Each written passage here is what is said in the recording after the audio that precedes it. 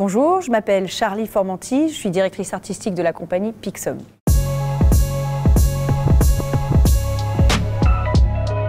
La compagnie Pixum, c'est une compagnie de théâtre immersif, participatif et déambulatoire dans le sud Yvelines avec des décors faits à partir d'objets de récupération. Nos décors sont faits 100% à la main par nos équipes et on est en partenariat avec deux associations, Muto et Ressourcez-vous, avec qui on a un partenariat artistique. On récupère des matériaux chez eux qu'on valorise ensuite, des matériaux qui auraient été voués à la benne et qui vont revenir vers nous.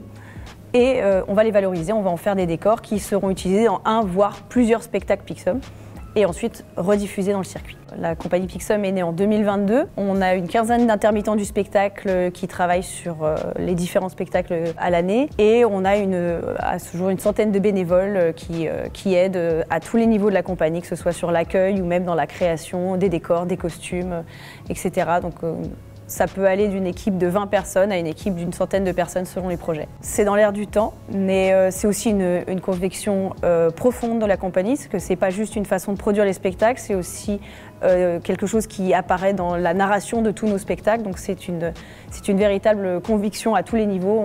On crée les décors à partir de matériaux de récupération, mais c'est aussi des histoires sur ce sujet-là. Et ça fait vraiment partie intégrante de notre travail. On est une compagnie d'art de la rue, ça veut dire qu'on fait des spectacles dans des lieux non dédiés à l'acte théâtral d'habitude. Alors ici c'est un peu spécial parce qu'on est dans un cabaret, mais ça reste un spectacle immersif qui est créé pour être vécu vraiment à 360 degrés avec des personnages avec qui on peut avoir des conversations. Et ça c'est vraiment le point commun à tous nos projets.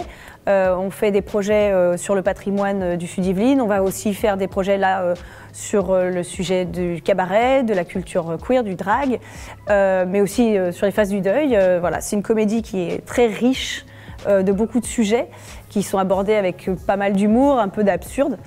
Mais on a aussi des spectacles qui vont encore une fois parler d'écologie, ça fait vraiment partie des sujets qui reviennent sur tous nos spectacles. Donc on essaye de faire des spectacles qui font du sens pour tous les publics et qui parlent du monde dans lequel on vit avec humour et avec légèreté. L'envie de créer Pixum, elle est venue d'une volonté des artistes locaux du Sud Yvelines de travailler là où on habitait et de montrer notre territoire, notre patrimoine, plutôt que d'aller toujours travailler sur Paris. Donc c'est vraiment parti d'une volonté de travailler sur place, de développer des partenariats locaux et surtout de communiquer avec la population locale et de faire des spectacles qui font sens sur notre territoire. Donc il y a une véritable volonté de développer quelque chose localement. La plupart des gens qui sont dans l'équipe ont grandi ici, c'est des artistes locaux. Donc c'est parti de cette volonté-là. Pixum s'est créé aussi à l'issue du Covid en fait. Et, moi j'ai vécu aux États-Unis en fait. Jusqu'au Covid. Et au moment du Covid, je suis rentrée des États-Unis. C'est là que j'ai rencontré Kevin et ensuite le reste de l'équipe. Donc c'est aussi un moment un peu particulier où on a créé cette compagnie avec cette idée que l'immersif serait une réponse à un monde qui change en termes de sorties ensemble, d'être ensemble dans une salle de spectacle et que l'immersif pouvait apporter certains éléments de réponse à une forme de théâtre qui peut-être faisait moins sens, en tout cas à la sortie du Covid. Et donc c'était intéressant de se rassembler autour d'une nouvelle forme théâtrale avec une nouvelle façon d'écrire, parce que l'immersif c'est une forme d'écriture quand même assez nouvelle. Donc de développer cette méthode d'écriture et de se concentrer sur un acte théâtral qui soit participatif, où le spectateur devient central dans l'action.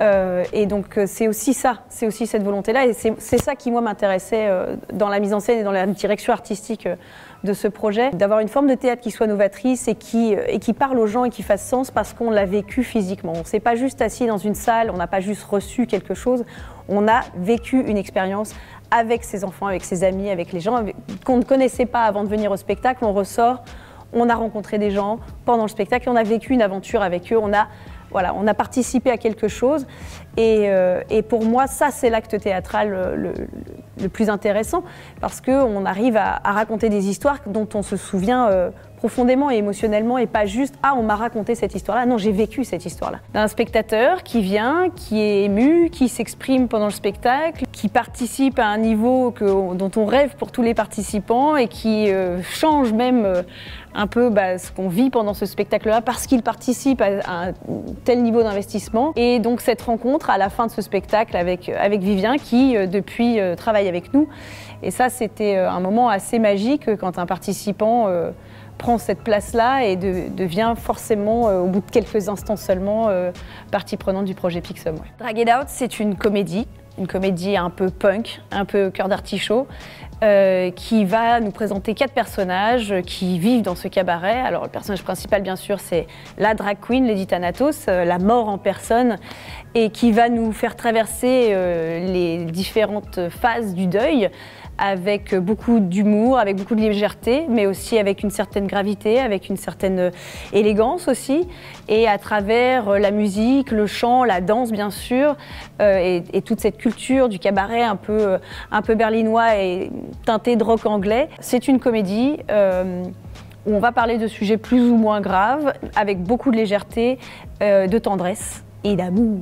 Drag It Out, c'est un spectacle qui a donc joué à Rambouillet. On est sur là une reprise à la Chouette, dans un lieu qui est un cabaret, qui est un lieu assez fantastique pour ce type de spectacle.